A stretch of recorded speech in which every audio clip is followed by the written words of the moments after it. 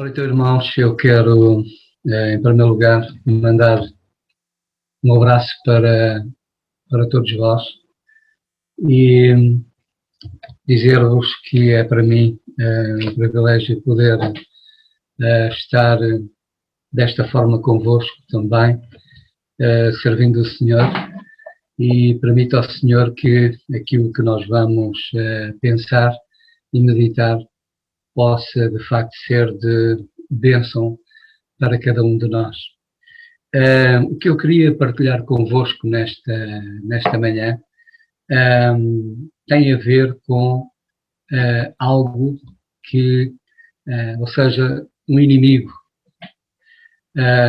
Um inimigo que é evidente, nós temos vários inimigos, temos de facto o nosso principal inimigo, Satanás, e ainda na quinta-feira eu ouvia uma mensagem do irmão que, a determinada altura, ele falava que em relação aos inimigos, os inimigos da nossa alma, porque de facto temos alguns inimigos, ou o principal inimigo da nossa alma, que tem como objetivo, de facto,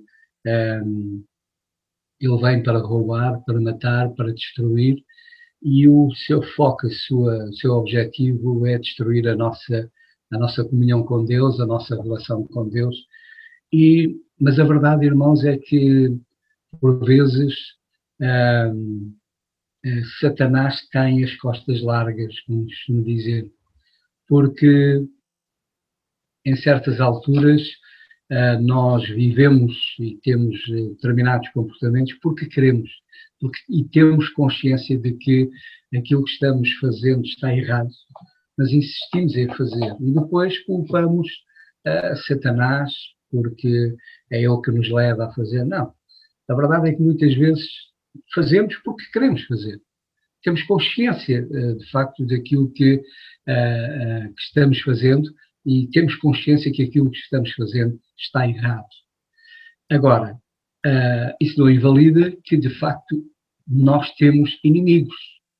E como dizia aquele irmão, mesmo em questões de estratégia militar, quando nós, numa batalha, temos um inimigo, uma das coisas muito importantes é conhecermos o inimigo, é estudarmos o inimigo, para podermos nos defender e, ao mesmo tempo, atacar, de facto, esse inimigo. E um dos nossos inimigos,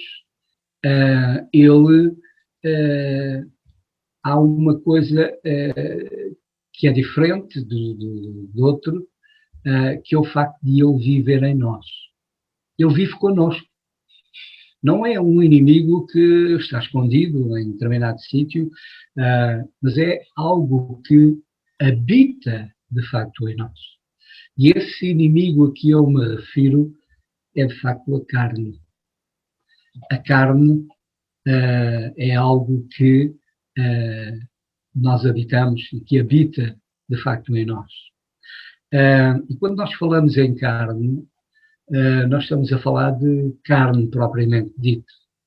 Estamos a falar de um tipo de vida. Estamos a falar de valores. Estamos a falar de comportamentos que nós tínhamos antes de conhecermos o Senhor Jesus como nosso Salvador. E eram valores, eram princípios, era um estilo de vida que nada tinha a ver com Deus. Antes, pelo contrário, era contra Deus. Opunha-se, de facto, a Deus. Mas a partir do momento em que nós nos convertemos, ou seja, reconhecemos o nosso pecado, reconhecemos a nossa necessidade de salvação e reconhecemos que o Senhor Jesus Cristo é, efetivamente, o nosso Salvador, que Ele morreu na cruz por nós. E a partir do momento em que eu aceito o Senhor Jesus como meu Salvador, o Espírito Santo o passa a habitar em mim. Passou a habitar em mim. E a partir desse momento, há uma luta, uma batalha que existe, de facto, em mim, como existia no apóstolo Paulo, como existe em todos nós. porque que é a batalha, a guerra entre a carne e o espírito. Eles se opõem um ao outro. E, portanto, isto é uma luta permanente. É uma luta constante. É um inimigo que vive em nós. É um inimigo que é real. E é um inimigo que, de facto, nós temos que combater. Como eu disse, o próprio apóstolo Paulo, ele sentiu na pele essa luta. E por isso, na carta aos Romanos, no capítulo 7, e no verso 18, diz: porque eu sei que em mim, isto é, na minha carne, não habita bem algum. E com efeito, o querer está em mim, mas não consigo realizar o bem. Porque não faço o bem que quero, mas o mal que não quero, esse faço. Ora, se eu faço o que não quero, já não o faço eu, mas o pecado que habita em mim. Acho então esta lei em mim, que quando quero fazer o bem, o mal está comigo. Porque segundo o homem interior, tenho prazer na lei de Deus, mas vejo nos meus membros outra lei que batalha contra a lei do meu entendimento e me prende debaixo da lei do pecado que está nos meus membros. Miserável homem que eu sou, quem me livrará do corpo desta morte? Portanto, o apóstolo Paulo, ele viveu, sentiu na pele, de facto, esta luta tremenda. E que, se nós não tivermos a atitude correta, ou seja, alimentando o espírito e fazendo com que a carne, que o apóstolo Paulo diz que é um corpo, que me livrará do corpo desta morte, ou seja, algo que está morto, algo que existe em mim, mas deve estar morto, não deve ter qualquer influência. Porque, caso isso não aconteça, e se a carne voltar a ter, de facto, poder, voltar a viver, voltar a manifestar-se, é evidente que vão voltar valores que nada têm a ver com Deus, vão voltar comportamentos, vão voltar atitudes que nada têm a ver com Deus e cujo objetivo, de facto, é levar-nos àquilo que nos diz na carta aos Gálatas, capítulo 5, e no verso 17, que diz: porque se pela ofensa,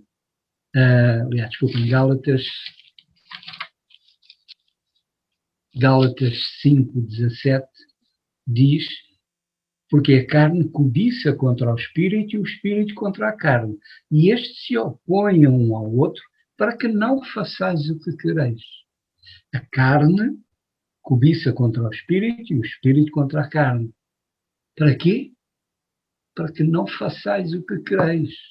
Irmãos, nós como crentes, a partir do momento em que nos convertemos, a partir do momento em que temos conhecimento das Escrituras, temos conhecimento da palavra de Deus, da vontade de Deus, nós sabemos o que devemos e sabemos aquilo que queremos fazer.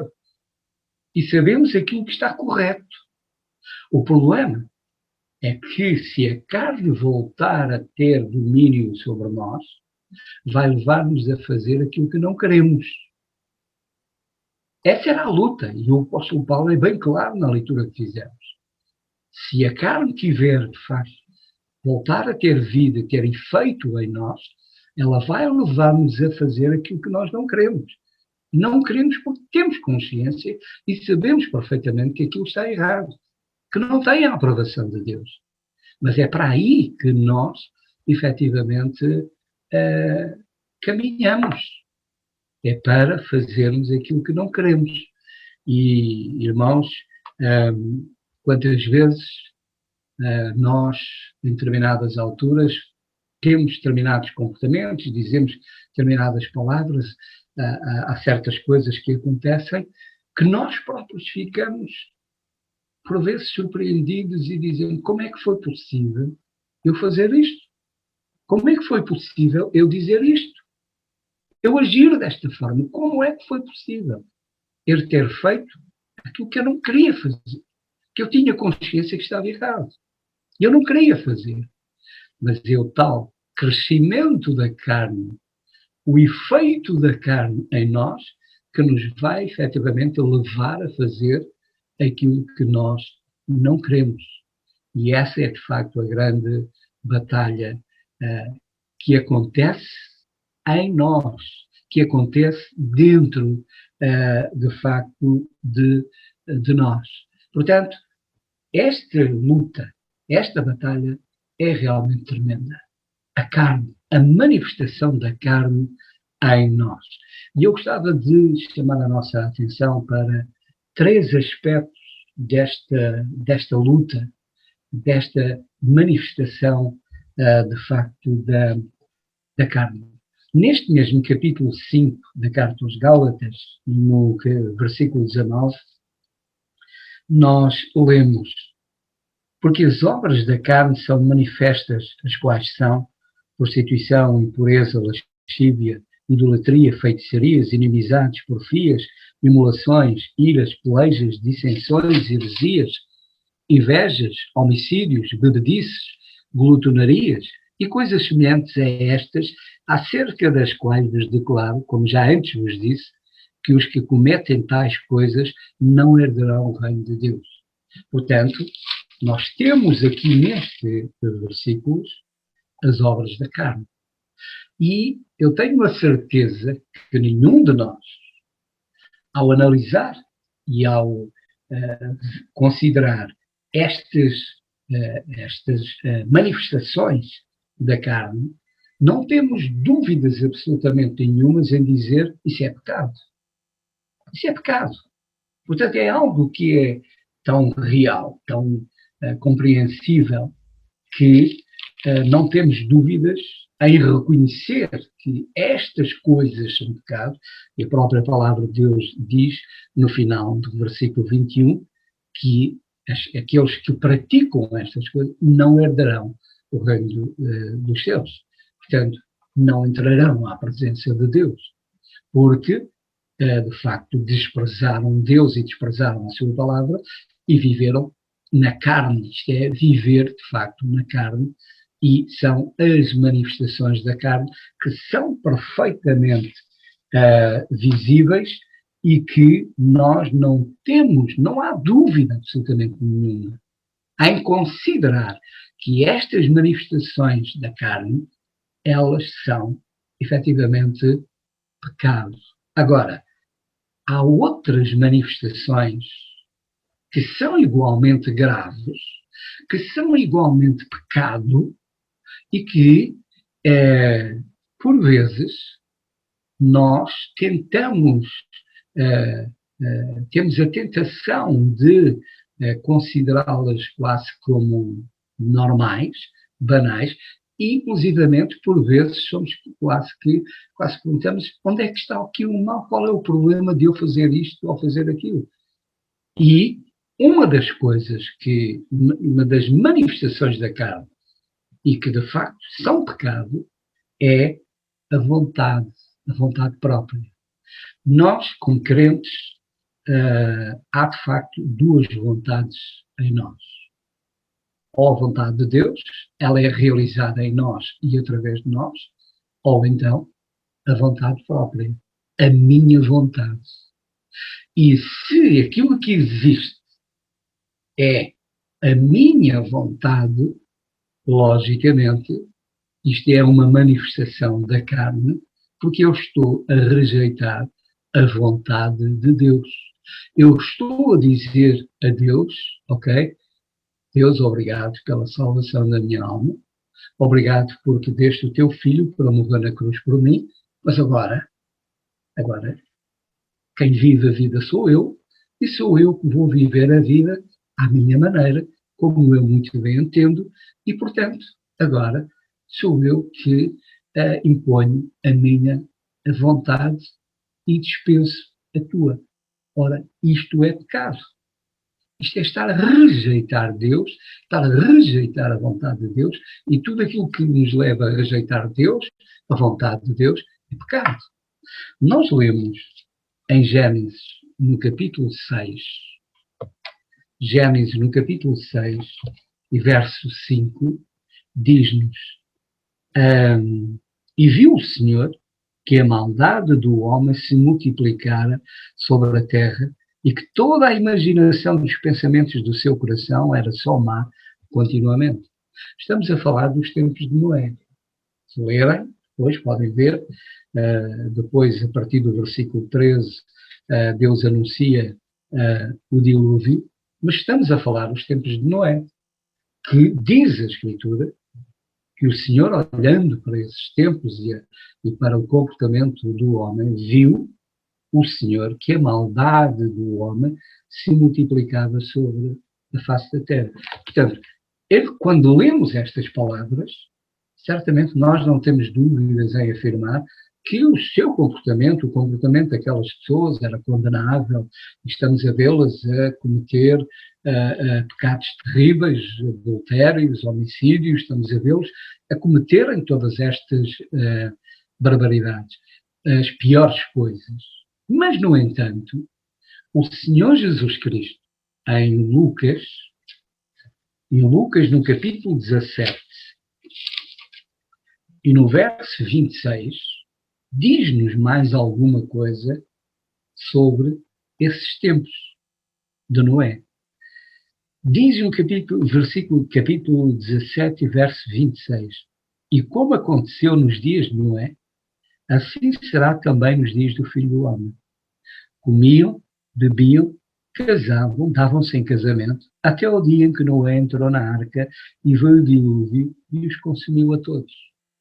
Portanto, para além daquilo que nós lemos em Gênesis, que a maldade do homem se multiplicava, agora o Senhor Jesus Cristo diz-nos que, naqueles tempos, havia, de facto, no comportamento daquelas pessoas, algo que também era mau.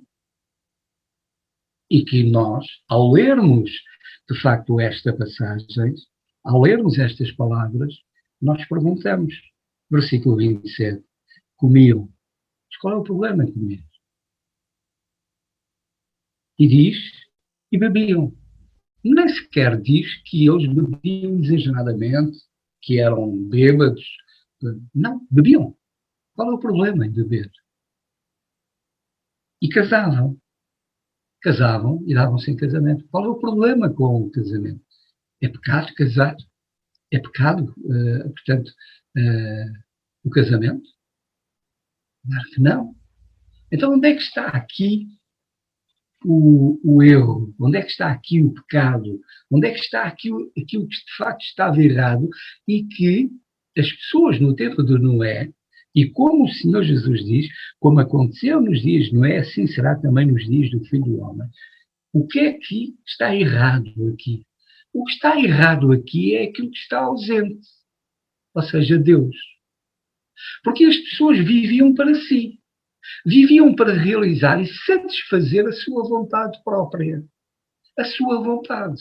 Não para fazer a vontade de Deus.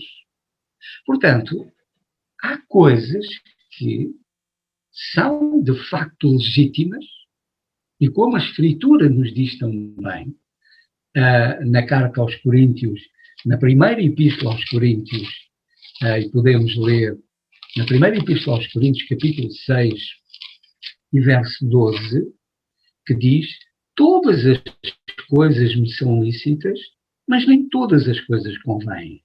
Todas as coisas me são lícitas, mas eu não me deixarei dominar por nenhuma. Portanto, todas as coisas me são lícitas. É evidente que nós somos livres de fazer aquilo que entendermos, mas nem todas as coisas convêm, porque nem todas as coisas edificam. Porque nem todas as coisas são, de facto, boas. Aqui a questão não é as coisas em si. Neste caso, o beber não está errado, o comer não está errado, o casamento não está errado. O que está errado é viver para isso. É viver exclusivamente para isso. É colocar Deus fora da nossa vida e, de facto, vivermos não para fazer a vontade de Deus, mas para fazer a nossa própria vontade. Aí é que está, de facto, o problema. E essa é uma manifestação da carne. O viver para realizar a minha vontade. E, irmãos, nós fomos salvos para servir o Deus vivo e verdadeiro. Nós fomos salvos não para agradar a nós próprios, mas para agradar ao Senhor. Nós fomos salvos porque compreendemos que nós, as opções da nossa vida, a vida que nós levávamos, ela estava errada. E reconhecemos que a quem tinha, de facto, o melhor para a nossa vida era Deus. Portanto, a nossa atitude deve ser: Senhor, faça-se em mim a tua vontade. Senhor, eu quero fazer a tua vontade. E é evidente que se eu alimentar o espírito nesta luta que existe entre este confronto que existe entre a carne e o espírito, que se opõem um ao outro, porque de facto a carne procura, puxa para longe de Deus, enquanto que o espírito puxa para perto de Deus, para compreender as coisas que são de Deus, para compreender e fortalecer a minha relação com Deus e compreender que Deus é de facto quem eu preciso na minha vida. E que aquilo que Deus tem para a minha vida é efetivamente o melhor para mim. Não sou eu, não é a minha vontade, mas o melhor para a minha vida é a vontade de Deus. E, portanto, se eu não valorizo isso, se eu me deixo efetivamente levar pela carne, então eu vou chegar àquilo que o apóstolo Paulo diz a Timóteo, na segunda carta a Timóteo, no capítulo 2, no capítulo 3, verso 4 e 5, que diz que governe bem, versículo 3, versículo 2, convém, pois, que o bispo seja repreensível, marido de uma mulher, vigilante, sóbrio, honesto, hospitaleiro, apto para ensinar, não dado ao vinho, não espancador, não cobiçoso de torpe ganância, mas moderado, não contencioso, não avarento, que governe bem a sua própria casa, tendo os seus filhos em sujeição e toda a modéstia, porque se alguém não sabe governar a sua própria casa, será culpado. A Igreja poderá governar a sua própria casa, terá cuidado da Igreja de Deus, neófito, para que, ensoberbecendo-se, não caia na tentação do diabo. Peço desculpa, mas eu estou na primeira epístola. Peço desculpa, mas eu estou a ler a primeira epístola, é na segunda epístola a Timóteo, no capítulo 3 e verso 4 e 5. Capítulo 3, verso 4. Traidores, obstinados, orgulhosos, mais inimigos dos eleitos do que amigos de Deus, tendo aparência de piedade, mas negando a eficácia dela, destes afasta-te. Portanto, aquilo que a palavra de Deus e aquilo que, se eu me deixo levar pela carne, eu vou-me afastando de Deus, eu vou fazendo a minha vontade, e o que é que vai acontecer? É que traidores, obstinados, orgulhosos, eu vou tornando tudo isto e mais ainda. Vou sendo mais amigo nos leitos, nas coisas do mundo, do que amigo de Deus. Tendo uma aparência de piedade, mas negando a eficácia dela, deste afasta. Portanto, se não tiver cuidado, eu posso me tornar mais amigo dos deleites, dos prazeres da carne, do que amigo de Deus. E ao ser mais amigo dos deleites da carne, estou a ser mais amigo da minha vontade e desprezando, de facto, a vontade de Deus. Portanto, se há manifestações da carne que, de facto, nós não temos dúvidas em afirmar que é pecado, há também outros aspectos que são manifestações também da carne e são também pecado, que são mais difíceis de percebermos, mas que precisamos de estar despertos e atentos para que tais coisas não aconteçam realmente na nossa vida. Um outro aspecto, outra manifestação, de facto, da carne é ter uma, como o apóstolo na carta a Timóteo que acabámos de ler, ter uma piedade aparente, ou seja, uma falsa piedade. Ou seja, aqui é qual o objetivo com que eu faço as coisas? Eu faço as coisas para glorificar o nome de Deus ou faço as coisas para minha exaltação pessoal? Eu faço as coisas, e tanto na obra de Deus como fora da obra de Deus, ainda que todas as coisas devem ser feitas como para Deus, seja na nossa vida pessoal, seja na obra, na igreja, mas o que é o facto é que todas as coisas devem ser feitas com um objetivo: chamar a atenção para o Senhor e glorificar, de facto, o nome do Senhor. Essa foi a atitude de grandes homens de Deus no passado. João Batista, ele próprio dizia que não era digno sequer de desatar as alparcas do Senhor, e o que ele dizia em relação ao Senhor Jesus era que ele cresça e que ele diminua.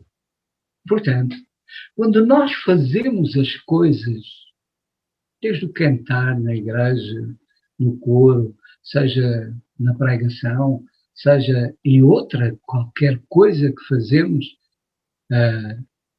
no âmbito da igreja, fazemos-lo para quê? Para exibição pessoal? Para chamar a atenção para nós? Para que o reconhecimento vá para nós? Ou a glória vá para o nome do Senhor? Infelizmente, isto acontece também. E é importante percebermos que isto são manifestações da carne, do nosso. Aqui é o nosso ego.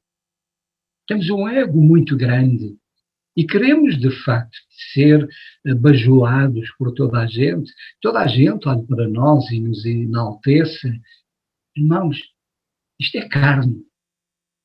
A nossa atitude deve ser de humilhação. O próprio Senhor Jesus Cristo, sendo igual a Deus, ele não teve por usurpação ser igual a Deus, mas ele humilhou-se a si mesmo. A nossa atitude deve ser de humilhação perante o Senhor, para que toda a atenção, toda a glória seja de facto para Ele. Mas podemos ter a certeza, se deixarmos que a carne de facto ganhe vida, ela interfira na nossa vida, corremos o risco, porque essa é a nossa tendência. É natural, todos nós queremos ser, enfim, que as pessoas digam bem de nós, que nos exaltem. Não queiramos isso, nem façamos nada com esse propósito, mas façamos, seja aquilo que fizermos, o façamos para a glória do Senhor, para chamar a atenção para o Senhor. As pessoas não precisam de conhecer-me em mim. As pessoas precisam de conhecer o Senhor Jesus Cristo. É Ele que elas, de facto, precisam realmente de conhecer. O resto, nós devemos anular-nos completamente. Devemos anular-nos completamente. Toda a glória seja, de facto, para o Senhor.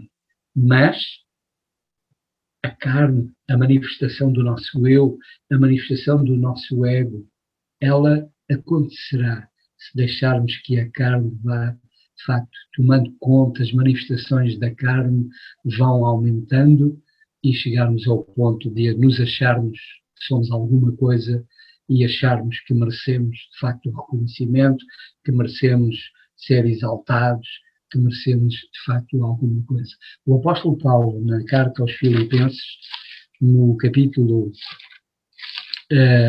Filipenses capítulo 3,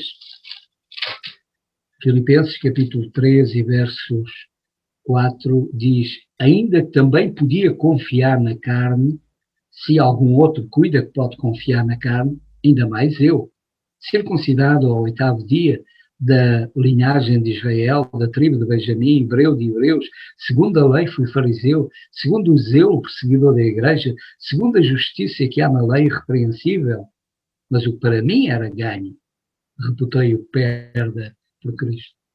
Portanto, Paulo podia, de facto, dizer se havia alguma coisa, ele era, de facto, alguém. Alguém que aprendeu aos pés de Gamaliel, era alguém que era respeitado. Ou seja, e no fundo, enquanto ele foi religioso, no período em que ele foi, de facto, ele seguiu uma religião, em que ele foi religioso, ele chamou a atenção para ele. Era para ele que ele chamava a atenção. Mas a partir do momento em que ele teve aquele encontro com o Senhor na estrada de Damasco, e que ele percebeu e reconheceu quem Jesus era, e o aceitou como seu Salvador, ele então percebeu que afinal não era nada.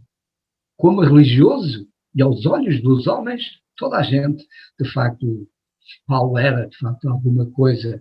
Aliás, naquela altura ele nem era Paulo, era Saulo. E Saulo significa grande. A partir do momento em que ele se converte e passa a chamar-se Paulo, Paulo significa pequeno. Ele percebeu que não era nada. Era, de facto, mesmo muito pequeno. Quem era grande era aquilo que estava nele. Esse sim, porque foi esse que morreu na cruz por ele. O Senhor Jesus Cristo. Foi ele que morreu na cruz por mim. Foi ele que morreu na cruz por cada um de vós. Portanto, é ele que merece ser exaltado.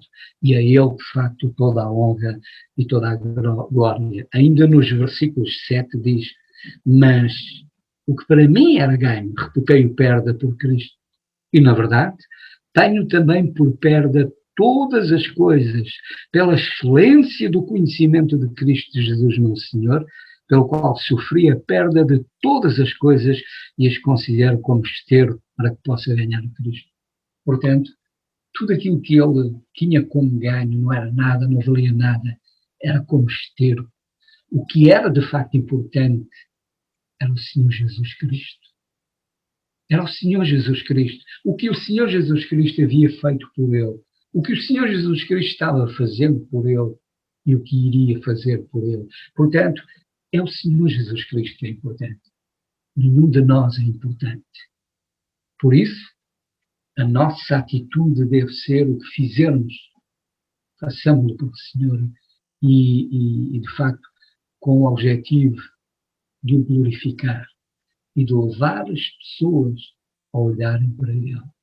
Que o Senhor permita que nenhum de nós procure chamar a atenção para si próprio. Que nenhum de nós queira ser que as atenções sejam para si. Porque então nós teremos pessoas a seguir-nos a nós. Mas não é isso que o Senhor pretende. O Senhor quer que as pessoas olhem e sigam o Senhor Jesus Cristo. Não é seguir-me a mim, que eu não sou nada, nem valho nada, mas seguir aquele que morreu na cruz pelos pecadores. É esse que as pessoas precisam de conhecer, precisam de seguir, precisam amar, precisam de querer. Por isso, cada um de nós se preocupe em chamar a atenção dos outros, preocupar-se com os outros e levar os outros até a olharem para o Senhor Jesus Cristo. Se a nossa preocupação, se o nosso desejo é que olhem de facto para nós, então isso é pecado. Isso é carne. Isso é dar lugar à carne, às manifestações da carne. E permita ao Senhor que não aconteça, mas é importante nós termos de facto esta noção de que isso pode acontecer e que temos, na verdade, este inimigo terrível, este inimigo tremendo em nós e que nos pode causar grandes problemas. Acima de tudo, levar-nos a fazer aquilo que não queremos. Nós sabemos o que queremos, irmãos. E há uma coisa que eu sei e que eu quero, é servir o meu Senhor. É fazer a vontade do meu Senhor. Mas há o risco de não fazer, se deixar que a carne se manifeste em mim. Então ela me levará a pensar de outra forma, ela me levará a tomar outra atitude. Então, como é que nós podemos vencer este inimigo? Como é que nós podemos vencer, então, esta batalha? Fugindo. É verdade. A palavra de Deus, ela nos diz, na primeira epístola do apóstolo Paulo a Timóteo, no capítulo 6, verso 11, diz, primeira epístola, mas tu, ó homem de Deus, foge destas coisas e segue a justiça, a piedade, a fé, a caridade, a paciência, a mansidão. Foge destas coisas. Portanto, a nossa atitude é fugir. Fugir destas coisas que possam levar-nos a pecar contra Deus. Diz na primeira carta aos Coríntios, capítulo 6, primeira carta aos Coríntios, capítulo 6, e verso 18, diz, fugir da prostituição. Todo o pecado que o homem comete é fora do corpo, mas o que prostitui peca contra o seu próprio corpo. Fugir da prostituição. Segundo a Timóteo também, segundo a Timóteo,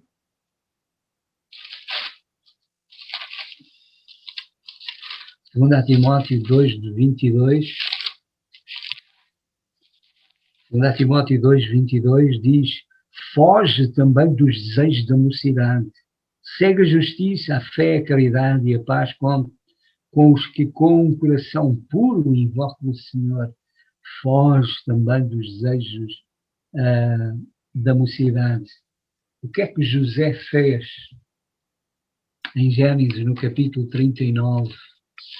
O que é que José, perante uma situação de tentação, de poder dar lugar à carne, o que é que ele fez? Gênesis 39, 12.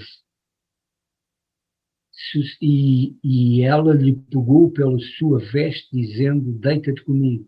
E ele deixou a sua veste na mão dela e fugiu e saiu para fora. Fugir. Aos olhos do mundo, esta atitude pode ser para alguns como cobardia, como não. É aquilo que a palavra de Deus nos exorta. É aquilo que Deus nos exorta. É fugir. Fugir de tudo aquilo que possa, de facto, afetar-nos, possa prejudicar-nos, possa afetar e possa causar, possa despertar em nós os desejos da carne.